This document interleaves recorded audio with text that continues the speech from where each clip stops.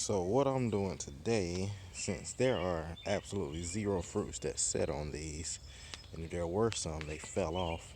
It's weird, man. It's so cool in the mornings now. I feel like it was not this cool in the mornings last year at this time, about to be May. But anyway, I'm removing the bird netting off of it for right now.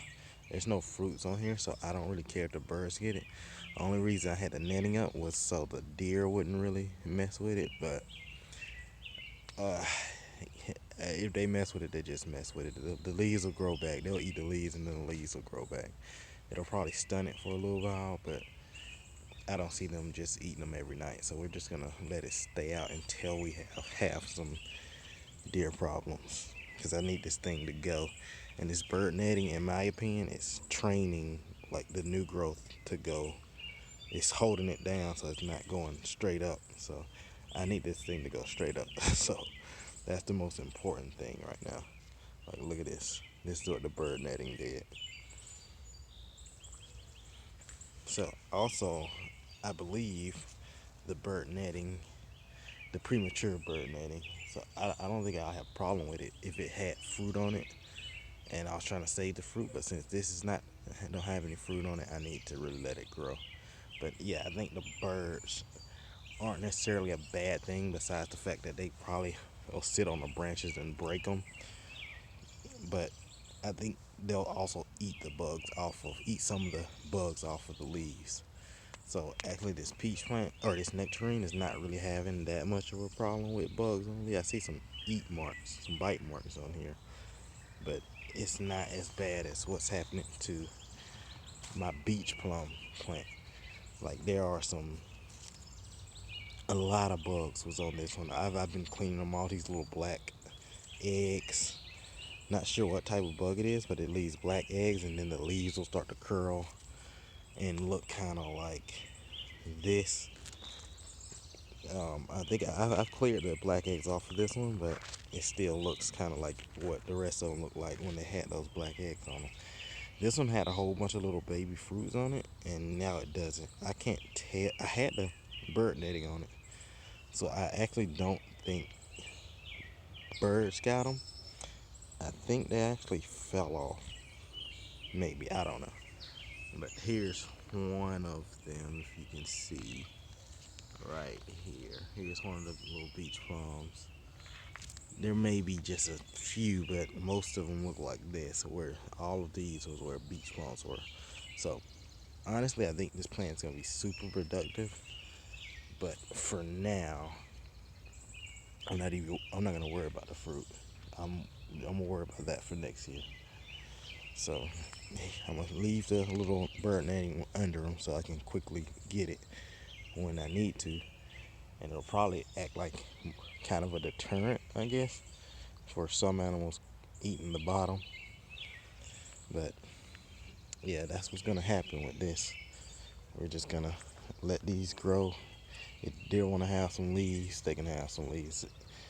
It's about to get to that point where it gets so big that where it can lose a lot of leaves and still be okay. So we want to get it to that point as quick as possible, and we don't want to stun it in any kind of way. Honestly, since I've put this in the ground, this one has really grown quickly in the ground. It survived the root shock. I have two that survived the root shock. Well, all three survived the root shock.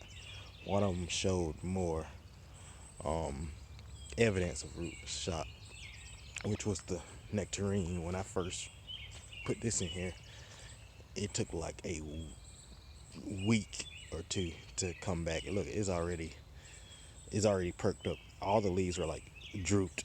All the leaves were drooped after I planted it, but it's recovered. This one took about 2 or 3 days, and then it recovered.